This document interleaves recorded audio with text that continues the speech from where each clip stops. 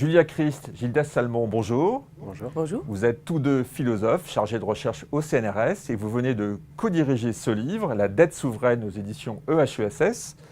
Un livre qui montre comment l'essor de la dette a permis l'influence croissante des marchés financiers sur les États, le politique. La première question que j'aurais envie de vous poser est toute simple, c'est comment on en est arrivé là? Par quel mécanisme les marchés financiers ont-ils pris le pouvoir sur les États?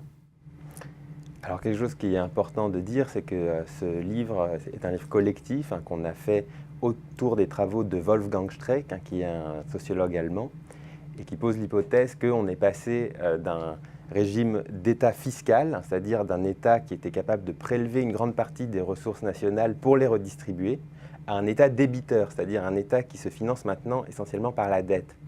Et donc ça s'est produit parce qu'on a, si vous voulez, d'un côté, une demande de la part des citoyens qui veulent des politiques sociales, et puis de l'autre côté, une demande de la classe des capitalistes qui demande à avoir moins d'impôts et un environnement économique favorable. Et l'idée de Streeck, c'est qu'on a fait en quelque sorte les deux en même temps, et du coup, il y a un écart qui se traduit par le poids grandissant de la dette. Et ce poids grandissant de la dette, en fait, l'hypothèse du volume, c'est que ce n'est pas seulement un problème économique, mais c'est aussi un problème politique, puisque maintenant les gouvernements sont responsables plus seulement devant leurs citoyens, mais aussi devant les investisseurs. Alors oui, cette théorie est intéressante et on le voit que beaucoup de pays sont concernés par ce poids de la dette et donc cette influence des marchés. Il y a quand même une exception importante en Europe, on pourrait dire, c'est l'Allemagne qui s'est beaucoup moins endettée, voire a même réduit sa dette. Il faut dire deux choses, je pense, sur l'Allemagne en l'occurrence, que d'un côté, l'Allemagne, elle a considérablement réduit son état social à partir des réformes Schröder, donc au moment où les autres États ont commencé à s'endetter grièvement, l'Allemagne a pu réduire sa dette de ce fait-là. Et de l'autre côté, c'est une question de l'euro. D'ailleurs, c'est pour cette raison que la discussion de l'euro est extrêmement centrale dans ces discussions autour de la dette et de la question de savoir comment en sortir.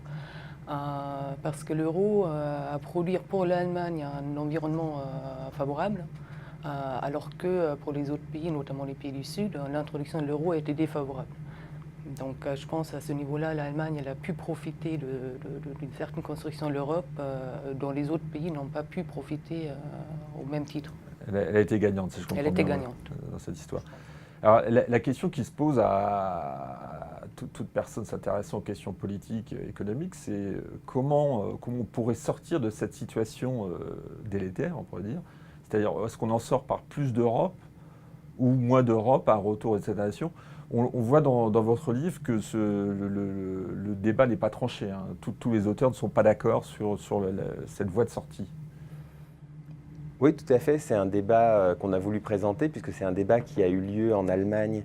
Ça a été un débat très important à la suite de la sortie du livre de Streeck, Du temps acheté, puisque notamment Jürgen Habermas, qui est un des principaux philosophes politiques allemands, a répondu au livre de Streeck sur ce point, puisque Streeck, lui, pense que c'est à partir de l'État qu'on peut, disons, faire de la régulation, faire de la redistribution, et que l'Europe n'est pas adaptée, en fait, pour ça. Parce qu'il est très difficile de produire des consensus politiques forts et que du coup, on se contente d'organiser, disons, la concurrence dans des conditions non faussées.